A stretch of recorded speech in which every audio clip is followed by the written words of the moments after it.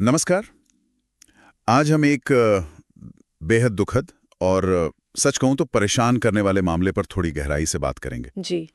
हमारे पास ग्रेटर नोएडा के शारदा विश्वविद्यालय में जो हुआ, एक बीडीएस स्टूडेंट ज्योति झांगड़ा की आत्महत्या, उससे जुड़े कई स्रोत हैं, कुछ लेख हैं, रिपोर्ट्स हैं, नोट्स भी हैं। हाँ। तो कोशिश ये रहेगी कि इन स्रोतों के आधार पर समझें कि क्या हुआ, क्यों हुआ और इसके क्या मायने हैं।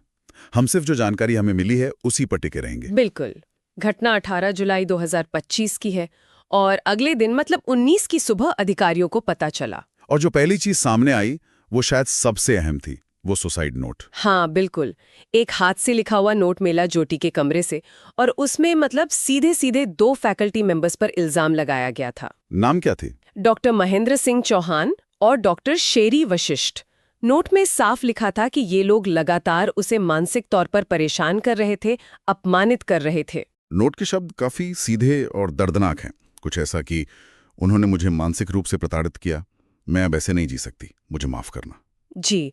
और उसने खास तौर पर पीसीपी और डेंटल मटेरियल, इन सब्जेक्ट्स के प्रोफेसर्स का जिक्र किया था। और ये भी बात थी कि उसे गेहूं से एलर्जी थी और शायद पढ़ाई से जुड़े कुछ शिकायतें भी थीं, उस पर भी मजाक उड़ाया जाता था। हाँ, नोट में इस बात का भी जिक्र है।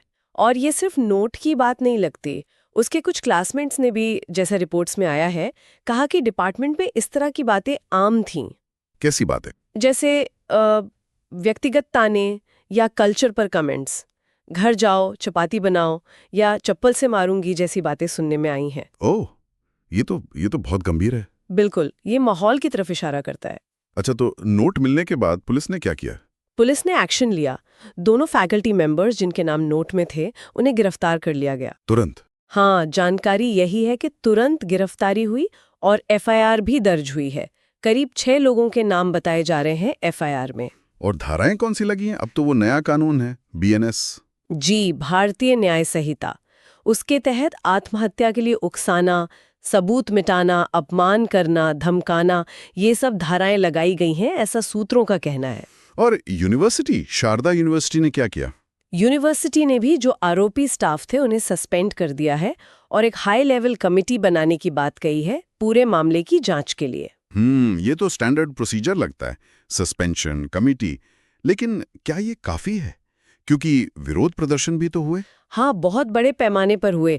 ज्योति के परिवार वाले, स्टूडेंट सब सड़क पर उतर आए। उनकी मांगे क्या थी? मेन मांगे थी कि जांच निष्पक्ष हो, ट्रांसपेरेंट हो, दोषियों को सजा मिले और यूनिवर्सिटी मैनेजमेंट भी जवाबदेही ले। और ये भी सुनने में आया कि पुलिस ने कथित तौर पर थोड़ी सख्ती बरती, लाठीचार्ज वगैरह। जी, कुछ स्रोतों में ये आरोप है कि प्रदर्शनकारियों को हटाने के लिए बल प्रयोग हुआ, लाठीचार्ज की बात भी कही गई है। इस मामले ने तो काफी तूल पकड़ा, फिर सुप्रीम कोर्ट तक बात पहुंची है, सुना। हाँ, ये बहुत अहम है। सुप्रीम कोर्ट ने खुद इस मामले का संज्ञान लिया है, जिसे सुओ मोटो कहते हैं। अच्छा, कोर्ट ने खुद ही? जी, इस केस का और आईआईटी खड़गपुर के एक ऐसे ही मिलते जुलते केस का, दोनों यूनिवर्सिटी से डिटेल रिपोर्ट मांगी है कोर्ट ने। और एफआईआर में देरी पर भी कुछ कहा है? हाँ, कोर्ट ने एफआईआर में देरी पर अवमानना मतलब कंटेम्प्ट की चेतावनी दी है। तो दबाव तो है। राजनीतिक तौर पर भी कुछ हलचल हुई, नेताओं वगैरह ने कुछ कहा? जी, कुछ नेताओं के बयान आए हैं। जैसा सूत्रों ने बताया, प्रियंका गांधी जैसी नेताओं ने न्याय की अपील की है और सिस्टम में सुधार की बात उठाई है। तो अगर हम इन सब चीजों को जोड़कर देखें, जो स्रोत हमें मिले हैं उनसे क्या तस्वीर उभरती है? मतलब मूल कारण क्या लगते हैं इस दुखद घटना के? साथियों के बयान इसी तरफ इशारा करते हैं। हाँ, वो फैकल्टी वाला एंगल। बिल्कुल। दूसरा, लगता है कि शिकायत करने का कोई असरदार रास्ता नहीं था, या शायद ज्योति की आवाज सुनी नहीं गई। उसने पहले फॉर्मल कंप्लेंट नहीं की थी, है ना? नहीं, रिकॉर्ड में तो ऐसा नहीं है। पर परिवार का इल्जाम है कि उसने मदद मांगी थी, लेकिन यूनिवर्सिटी ने बात दबा दी। ये गंभीर आरोप है। और फिर वो पढ़ाई का प्रेशर, एग्जाम्स वगैरह। हाँ, वो भी एक बड़ा फैक्टर लगता है। सिग्नेचर में कथित हेरफेर, परीक्षा में बैठने की मंजूरी, इन सब चीजों ने शायद बहुत ज्यादा तनाव पैदा कर दिया था। और ऊपर से फेल करने या परीक्षा से रोकने की धमकी। जी, अगर ये सच है तो ये बहुत ज्यादा प्रेशर डाल सकता है किसी भी स्टूडेंट पर। एक और बात जो सामने आई थी वो थोड़ी अजीब थी, यूनिवर्सिटी के शव को अस्पताल ले जाने को लेकर। हाँ, ये भी एक विवाद का बिंदु बना। आरोप है कि यूनिवर्सिटी ने पुलिस या परिवार को इन्फॉर्म करने से पहले ही बॉडी को हॉस्पिटल शिफ्ट कर दिया। इससे प्रोसीजरल लैप्स का सवाल उठा और गुस्सा भी भड़का। तो मतलब एक तरह से सिस्टम की कई लेवल पर नाकामी दिख रही है। बिल्कुल, उत्पीड़न, शिकायत का अनसुना होना, अकादमिक दबाव और फिर प्रशासनिक लापरवाही, ये सब कड़ियां जुड़ती हुई दिख रही हैं। और दुख की बात यह है कि ये कोई अकेली घटना नहीं है। भारत में छात्र आत्महत्याओं के आंकड़े तो डराने वाले हैं। हाँ, ये एक बड़ी समस्या की तरफ इशारा करता है।